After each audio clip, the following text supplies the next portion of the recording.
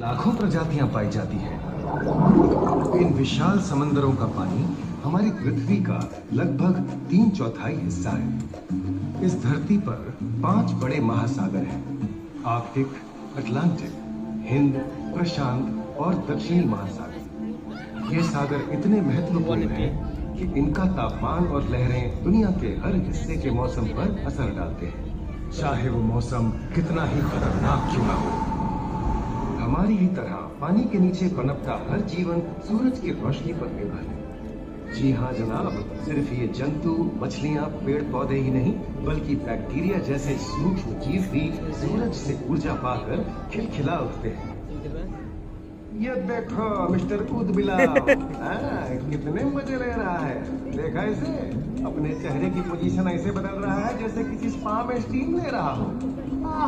और वो चली मैडम व्हेल इटकाते हुए सनबाथ लेने। और ये जोकर मछली यानी क्लाउन फिश, ये तो गाना भी गाती है भाई बिना किसी सुरताल के। हाँ, ये रात समुद्री जानती है और कोई खतरा महसूस होने पर ये कभी घुर्राती है और कभी चहकती है। क्लाउन फिश है ना। और ये डॉल्फिन हमारे स्मार्टफोन से भी ज्यादा स्मार्ट है। ये अपनी आवाज का इस्तेमाल सोनार की तरह करके एकदम सही दिशा में तैरती और एक दूसरे को संदेश भेजती है। जी हाँ, ईमेल या व्हाट्सएप से भी तेज। मूंगा चट्टानें यानी कोरल रीफ दुनिया की सबसे विविध इकोसिस्टम्स में से है। इन चट्टानों को अक्सर समुद्र के वर्षावन कहा गया है। आई समुद्र में वर्षा, अच्छी बात है ना। अरे दरअसल इनका नाम इनके आसपास बसे इन जीवों की विविधता के कारण पड़ा है। इनमें से कुछ मूंगे गर्म उथले समुद्र में तो कुछ ठंडी अंधेरी गहराइयों में रहकर हमारे इकोसिस्टम के संतुलन को बनाए रखते हैं। पौधे हमारे इकोसिस्टम का एक बहुत ही महत्वपूर्ण हिस्सा है और पानी में ऑक्सीजन का सबसे बड़ा स्रोत है। इस नीले पानी में मौजूद कई पौधों में से एक बहुत ही महत्वपूर्ण पौधा है फाइटोप्लैंक्टन, जो पूरी दुनिया की ऑक्सीजन की जरूरत का लगभग 50% बनाकर हमारा अस्तित्व बनाए रखता है। इन समुद्रों में पहुंचने वाली सूरज की रोशनी की मात्रा के हिसाब से उन्हें 3 क्षेत्रों या परतों में बांटा गया है। सतह के सबसे नजदीक वाली परत को यूफोटिक जोन या सनलाइट जोन कहा जाता है। जाहिर है कि यहाँ सूरज की सबसे ज्यादा रोशनी पहुंचती है और 90% समुद्री जीवन इसी परत में मौजूद है। अगली गहरी परत को डिस्पोटिक जोन या ट्वाइलाइट जोन कहा जाता है। इस परत तक सूरज की सिर्फ 1% रोशनी पहुंचती है, जो पौधों के जिंदा रहने के लिए काफी नहीं है। तीसरी और सबसे गहरी परत एफोटिक जोन या मिडनाइट जोन है। यहाँ सूरज की रोशनी बिल्कुल नहीं पहुंचती। ये परत पूरी तरह से अंधेरी और ठंडी होती है, बिल्कुल किसी हॉरर मूवी के सीन जैसे। ये कई जगह पर इतनी गहरी होती है कि यहाँ आसानी से माउंट एवरेस्ट जैसे ऊंचे पहाड़ भी समा सकते हैं। और इसकी सबसे गहरी जगह है प्रशांत महासागर में मरियाना ट्रेंच। महाद्वीपीय तटों के साथ लगे उतने समुद्री इलाकों तक पहुंचना आसान है, लेकिन ये समुद्र का सिर्फ 10% है। समुद्र की गहराई जितनी बढ़ती जाती है उतने ही वहाँ के हैरत अंगेज जीव जिन तक पहुंचना मुश्किल होता जाता है। ये समुद्री जीव पहले तो अपनी खूबसूरती से आपको छलते हैं और फिर अचानक एक खतरनाक रूप ले लेते हैं जिनसे बचना मुश्किल ही नहीं नामुमकिन। और ये क्या, अचानक ये रोशनी कहाँ से आई?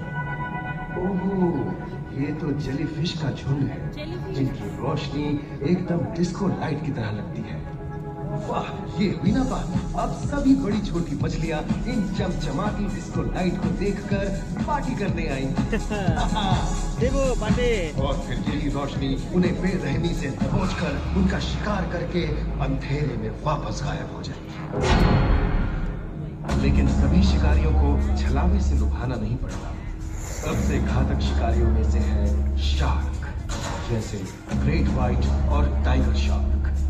शार्क आमतौर पर सूरज ढलने के बाद अंधेरे में शिकार पे निकलती है, समुद्री जीवों का यमराज। आज तक शार्क की 500 से ज्यादा प्रजातियों का पता चल चुका है। ये हर तरह के खुले महासागरों में, मूंगे की चट्टानों में, आर्कटिक की बर्फ के नीचे और समुद्र की अंधेरी गहराइयों में पाई जाती है। और ये है समुद्री घोड़ा, जो तबड़क तबड़क नहीं, झप झप झप झप करता है, यानी दौड़ता नहीं, तैरता है। हमने इन समुद्रों के बारे में बहुत कुछ जाना है, पर अभी भी बहुत कुछ जानना बाकी है।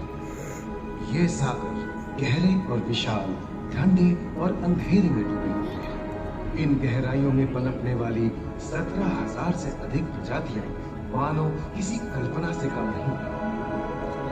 किसी खूबसूरत एंजल की तरह दिखने वाले जीवों के साथ साथ न जाने और क्या क्या देखने को मिले।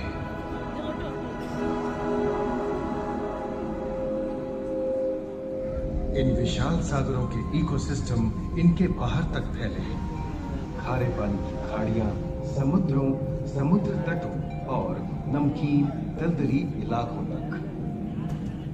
मानव जाति दशकों से प्लास्टिक, जहरीले रसायन, तेल और ऐसी कई चीजों को पानी में बहाकर समुद्रों को नुकसान पहुंचा रही है। कई समुद्री जीवों या मछलियों की दर्दनाक मौत और उनकी इस तड़प का जिम्मेदार हमारी मानव जाति ही है। पिछले कुछ दशकों में वैज्ञानिक पैमाने पर सामने आए खतरों में से एक बड़ा जलवायु परिवर्तन है, जिससे महासागर गर्म हो रहे हैं और ग्रीन हाउस गैसों की अधिकता और ऑक्सीजन की कमी के कारण इन समुद्रों का अम्लीकरण हो रहा है। सागरों के इस तरह गर्म होने से पानी का स्तर बढ़ गया है और बर्फ की चादर पिघल रही है। इस विनाशकारी बदलाव के परिणाम स्वरूप समुद्री जीवन खत्म हो रहा है और पूरे इकोसिस्टम के लिए ऐसे खतरनाक हालात हम ही पैदा कर रहे हैं।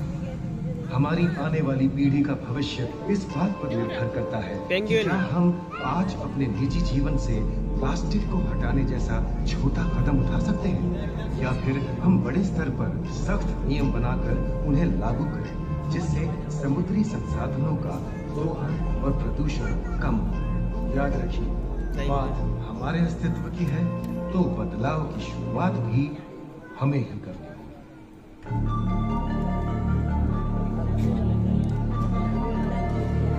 ये देखो रे परी।